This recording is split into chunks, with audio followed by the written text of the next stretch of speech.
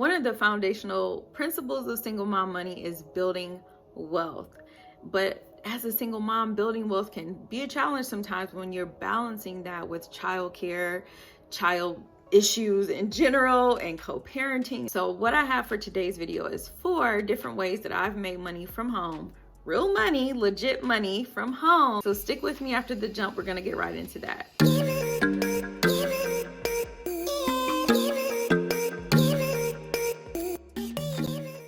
Welcome back to Single Mom Money, guys. This is your place for building wealth, dodging debt, and learning practical everyday money tips for single moms like you and like me. So as promised, we're going to talk about some ways that I've made money from home. All right, so my very first entry for my work from home jobs is actually an app called Shipt. So Shipt is basically a way that you make money by shopping for other people, grocery shopping for other people. You go and purchase their order for them, and then you drop it off at their house, and then you earn money by the products you buy. So whatever the cost of the order, you get a percentage, and then presumably if you do well with your shop, you'll get a tip as well. All right, so that is Shipt. There are other competitors out there, similar competitors, like Instacart is one option. And I know this is technically not work from home, but I think if you have old enough children, you could bring them along on your shop with you, and as long as they don't distract you and ask for like a million things from the store. So the pros about Shipt: I thought Shipt, their app, was pretty good, and they had a lot of instructional videos. The ramp up process was really quick, so I think less than a week I had my shirt. I had all of the material I needed to get started. I actually think it was even faster than that. I would say only a couple of days, and I was able to kind of, I don't want to say game the system, but if you stick to a certain group of stores and you know the layout of those stores, you could really move through some orders pretty quickly and make some money. You know, if you have a strategy and if you go about this the right way, you could potentially earn quite a bit of money with Shipt, and it's pretty much on demand. If you want to work that weekend, you can. You know, you're not stuck to a schedule, which was really nice that they have that flexibility. And you can cash out straight away. I think you need at least like $25 or something. There's a minimum, but for the most part, you can get your money right away. Those are my pros for Shipt, Shipt. Now the cons for Shipt. My con is I hate grocery shopping. Like, I don't even know why I decided to do this, because I don't even like grocery shopping for myself. So yeah, I hate grocery shopping. And another thing that I found really, really annoying was that a lot of stores did not have the products that they were offering on the app. So people go through the app and pick out things that they want, but when you get to the store, they don't have it. So you're bugging people to see if stuff is in the back, and then you're having to send photos of like alternatives and replacements. Some people don't want replacements, or you don't select the right replacement if they don't have the thing that they want at the store. And so it can be like this back and forth thing, which was kind of annoying to me. And I don't know, honestly, I just gave up after like a few tries. All right, so what did I make with Shipt? So my first order, if I can recall, it has been quite some time.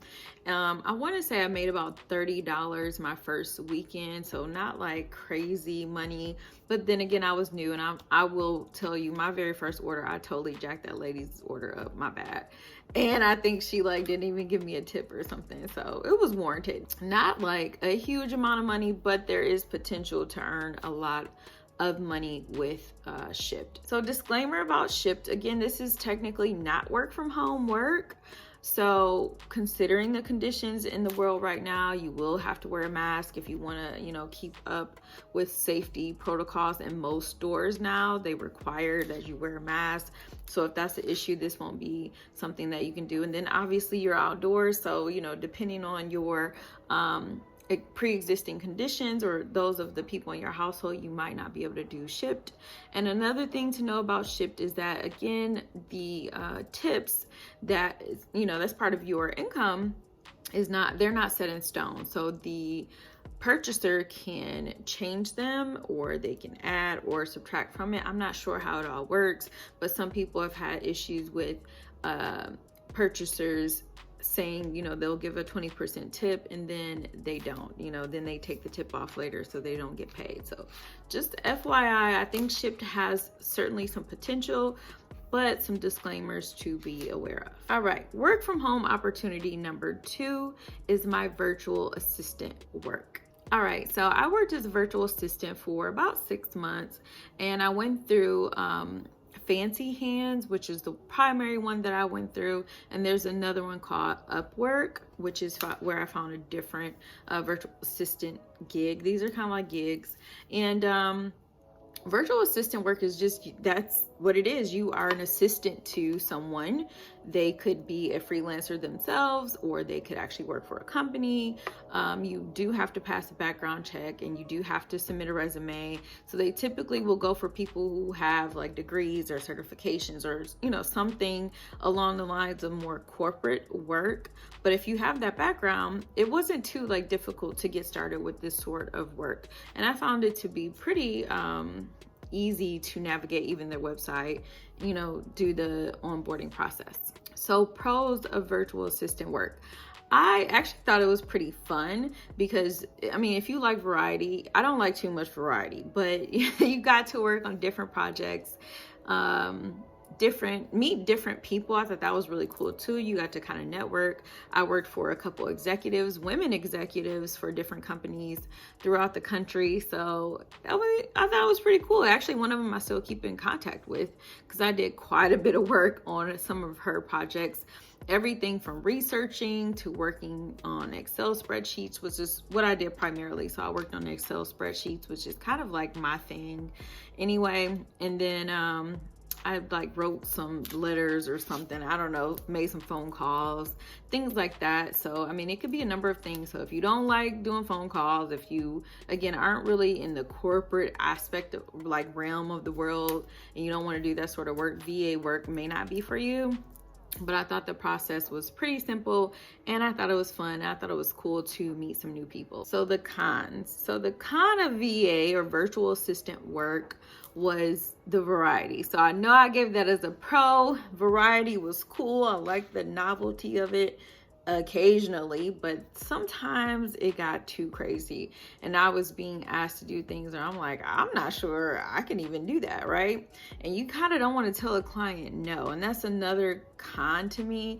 They really don't encourage that you tell your client no. So even if they have a huge project that they just dumped on you and want done tomorrow and it requires 8 hours, you don't have 8 hours that particular day, you might have to turn it down. Well, once you start turning down projects, sometimes the person who has hired you as their assistant won't come back to you for work. So I guess that leads me to the other con, which is the work can be inconsistent. So if you want consistent work, this might not be it. Again, would probably be a cool supplemental income sort of thing, where you can kind of pick up assignments and turn them down as you see fit, but not a great primary income sort of work. All right, so let's talk about what I was paid. I would get paid anywhere from $50 to $100 weekly. I'm pretty sure it was Fancy Hands that was paying me weekly, and I had one, it must have been Uprise, where I think I got paid monthly. So every project I would say was a minimum of about $10 up to, I had one about $100, so that was nice. But I can't say that there was any real consistent number that I could give you guys for what I was being paid. But if you just need a little extra supplemental income here and there, this would be a good option. My third entry is a company called Appen. So what I did for Appen was kind of rate different websites or Facebook pages, and you rated them on they had this like funky scale where you had to say essentially, is what's being presented to me accurate based on a like Google search? So if I were to search MacBooks on Google, the results that come up should match that search string, right? Well, my job was to say if it did or didn't, and how well it matched and aligned.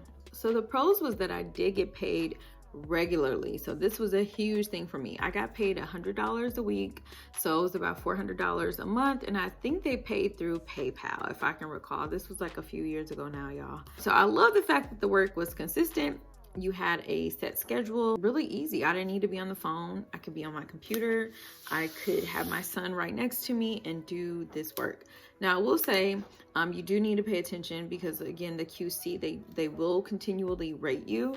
So you can't be too distracted while you're doing this work. But technically, it was something I could do with me at my computer and my son right next to me and get done what I need to get done and have a paycheck every week. So a con to the work that I did for Appen was that it was like mind-numbingly boring, if that's a term. Oh my God, it was like the most boring job I think I've ever had. I just eventually quit after a while. I just had to quit because I just couldn't even stay awake some nights. I would try to do that work, and I think I only worked an hour or two at a time, and I was just like dozing off. It was terrible. Besides it being boring, I will say the entry exam that you have to take to qualify to do this work was hard. Oh my God, it was so hard. And I've taken pre-law exams. I've taken financial certification exams. This was by far like one of the harder tests I've ever had to take. And it's hard because the training material they offer is not very clear. Going through the training was really hard because you don't have like a course or somebody help you. You have to read the training material and figure out how to get through their entrance exam on your own. I mean, it's consistent work, it's steady work, it's pretty cut and dry for the most part once you're accepted, but it's getting accepted that's the issue. And then once you've been accepted, it's, you know, trying to figure out how to stay awake long enough to do it. So my last entry to my work from home video is content moderation work. So this was really cool. A long time ago now, maybe 3 or 4 years ago at this point. I wasn't technically a single mom at that point, but I did find a cool job working for Ellen DeGeneres, Ellen Tube, through a vendor that she had contracted to do some content management for her website. So the pay wasn't like crazy, but I mean, it was okay. I think I was getting paid like $15 an hour. And I found it surprisingly on Craigslist. So you got to be careful about finding jobs on Craigslist. Y'all don't give out your social, don't cash no checks for nobody. But, you know, I went through an actual interview and submitted my resume through a website. So, you know, that kind of gave me comfort that the job was legit. And then it was only after I was hired that I find out that it was Ellen Tube. So that was kind of cool. We would have to review them for viral content. We would have to tag them, and we would make sure they were clear as far as our guidelines to be posted on the website. So that was a really, really cool job. And I just kind of lucked up on that. But if you do a search on Indeed.com, you will find there are tons of work from home jobs for content moderation work. So if you have any social media type background or work experience, this might be a really good avenue for you to earn some actual like real money. So pros for content management. Content management work is fun. I would say it was definitely fun, at least for Ellen Tube. I was watching like all these funny videos and people were doing all kind of dances. I knew all the kid lingo because all the kids were sitting in these videos and I'm like, what is that? But yeah, the work was just really fun, and I liked the people that I worked with, and I got to do it from home. So that was like all really good things for me, and it helped me develop a different skill set. So cons. Content management I would say the biggest con to me is some of the material you run across, even if it's not a video, if it's a post, can be disturbing. So, you know, people are not always right, and they will submit weird and sometimes offensive and violent things. So you have to be aware that you could come across something like that, and it sucks. I've seen some pretty bad things, but you know, if you can handle the occasional weird comment or video, you could probably move past that and do this work just fine.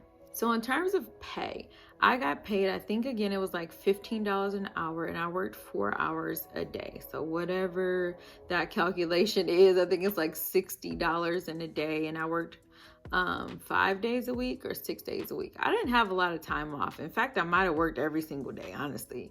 But whatever it is, let's say it's just 5 days a week. I was making $300 a week, $1,200 in a month's time. So you could very well be using this not just as supplemental income, but as legit primary income, especially like right now, a lot of people are getting $1,200 on unemployment. So I mean, not the most lucrative field, because a lot of the work that they offer is still about $15 or $16 an hour, and it's usually part-time.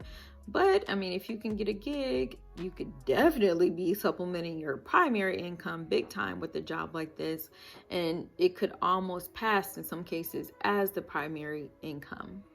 All right, so those are my 4 work from home reviews, if you will, of things that I've actually done. So I worked for Shipt. I worked for as a virtual assistant for Fancy Hands and Upwork.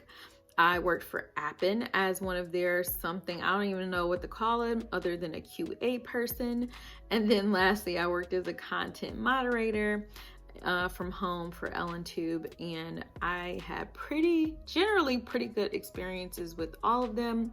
But the best work and the most consistent work in terms of pay and payoff was definitely content moderation. All right, guys, that is the end of my video. I hoped you all enjoyed. It has been a pleasure finally doing a video and getting back here with you all. I missed you so much. Welcome to all of my new subscribers. And yeah, stick around. There will be more videos to come. And I hope you all have an incredible day. Thank you for joining me. And if you haven't subscribed, go ahead and hit that subscribe button. All right, please. And thank you. All right, budget buddies, I want you to take care of yourselves. Go be great. Have a phenomenal week. And besitos.